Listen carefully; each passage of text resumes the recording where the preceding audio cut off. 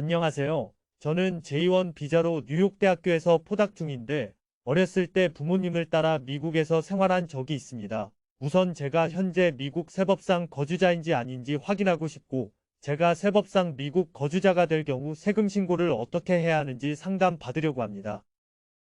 네, 엉클쌤의 상담 요청 주셔서 감사합니다. 본 상담은 고객님께서 전달해 주시는 제한된 내용만을 기준으로 현재 법에 따라 드리는 안내로서 법적 이견서를 통한 해석이 아니므로 각종 신고 및 불복 청구 등의 증거 자료로서의 효력이 없고 사실관계에 따라 달리 적용될 수 있음을 미리 고지드립니다. 네, 잘 알겠습니다. 고객님의 미국 체류 기간 및 비자 신분에 대해 좀 더 상세히 파악해야 할 것 같아요. 어렸을 때 미국에 어떤 비자로 얼마 동안 계셨나요? 2000년 5월부터 2001년 4월까지 교환 교수였던 아버님을 따라 약 1년간 미국의 J2 비자로 생활했었습니다. 이번에 포닥하러 언제 입국하셨나요? 올해 4월 미국에 입국해서 아직 반년이 되지 않았습니다. DS2019 상해 리서치 스칼러로 되어 있는 것이 맞나요? 네, 그렇습니다. 우선 제2비자의 미국 세법상 거주자 판단 방법을 설명드리겠습니다. 다른 비자와는 달리 리서치 스칼러 신분의 제2비자 경우에는 미국에 거주한 횟수로 이 개년까지는 미국에 장기 체류하시더라도 미국 세법상 거주자 신분이 되는 것을 면제해주는 세법 조항이 존재합니다. 그럼 제가 어렸을 때 제2비자로 체류했던 것까지 감안하면 횟수로 이 개년이 넘어서 이미 세법상 미국 거주자 신분이 된 것인가요? 아니요. 제2비자의 경우 매 6년마다 판단 기간이 리셋되어서 현재 시점으로 과거 6년에 대한 체류 기간만 보시면 됩니다. 따라서 어렸을 때 아버님을 따라 제2비자로 미국에서 체류하신 상황은 고려하지 않으셔도 되고 올해와 내년까지는 미국 세법상 비거주자 신분이 유지되며 그 다음 해부터 일반적으로 체류 기간에 따라 거주자 신분을 판별하는 substantial presence 테스트가 적용됩니다. 다시 말해 내후년에도 미국에 계속 체류하시고 내후년에 반년 이상 미국에 계신다면 그 해에는 미국 거주자 신분이 되시는 것입니다. 183일이 되는 날부터 거주자가 되는 것인가요? 아니요. 183일 되는 해에 미국에 입국한 시점부터 소급되어 거주자가 됩니다. 만약 그 전년도부터 계속 미국에 계신다면 1월 1일부터 거주자가 되는 것으로 봅니다.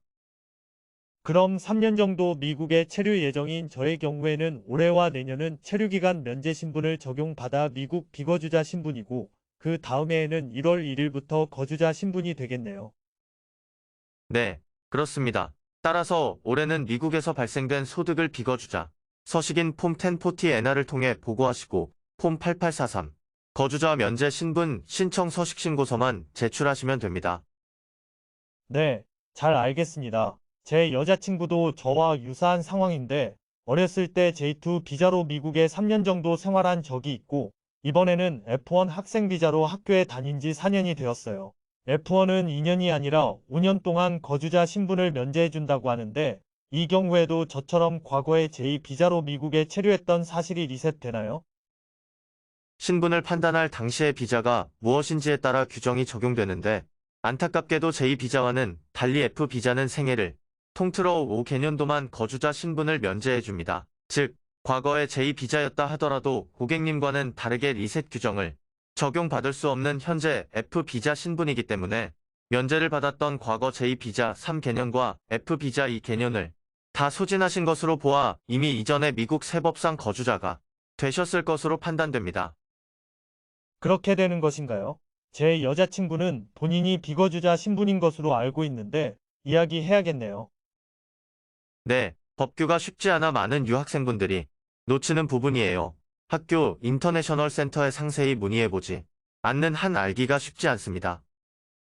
저도 그렇고 이미 거주자 신분인 여자친구도 그렇고 미국 세법상 거주자 신분이 되면 세금 신고는 어떻게 해야 하나요?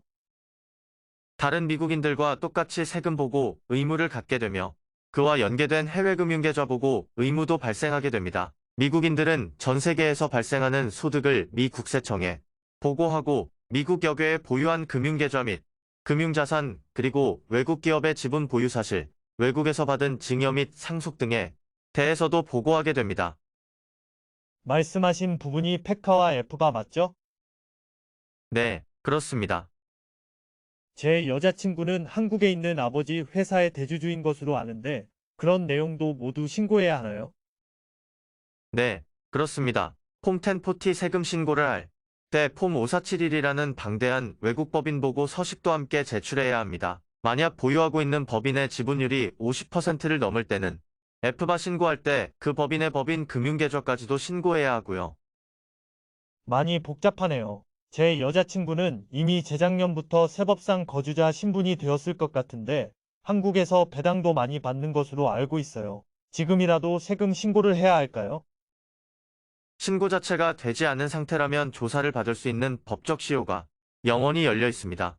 그리고 아시다시피 세금의 문제보다는 해외 금융계좌와 법인 지분 신고를 하지 않은 것에서 유발될 수 있는 과태료의 문제가 훨씬 큽니다. F바의 경우 계좌잔액의 50%까지 벌금이 부과될 수 있고 기본 벌금이 누락 계좌당 $10,000부터 시작합니다. 그래서 어떻게든 과거 연도 문제를 해결하셔야 합니다. 다행인 것은 미국 국세청에서 제공하고 있는 구제 절차인 스트림라인드 프로시저를 통해 과거 연도 신고를 벌금 없이 또는 벌금을 상당히 경감받아 제출할 수 있습니다.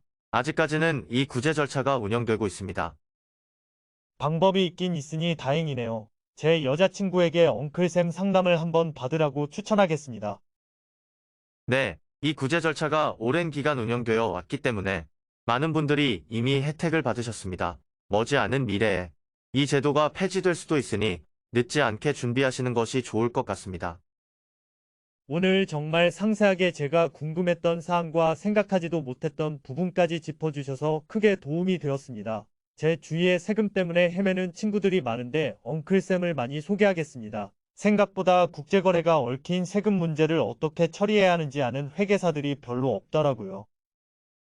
네, 저희 회사는 이러한 분야에 특화된 회사라서 소속 전문가들이 다양한 케이스를 다룬 경험을 가지고 있습니다. 간단히 궁금하신 점이 있을 때는 엉클쌤 상담 게시판에 질문하실 수도 있고 많은 지식 컨텐츠도 접할 수 있는 저희 엉클쌤 홈페이지에 방문해 주시면 더욱 다양한 정보를 확인하실 수 있습니다. 네, 저와 같은 유학생을 위해 좋은 사이트와 편리한 서비스 체계를 만들어 주셔서 감사드립니다.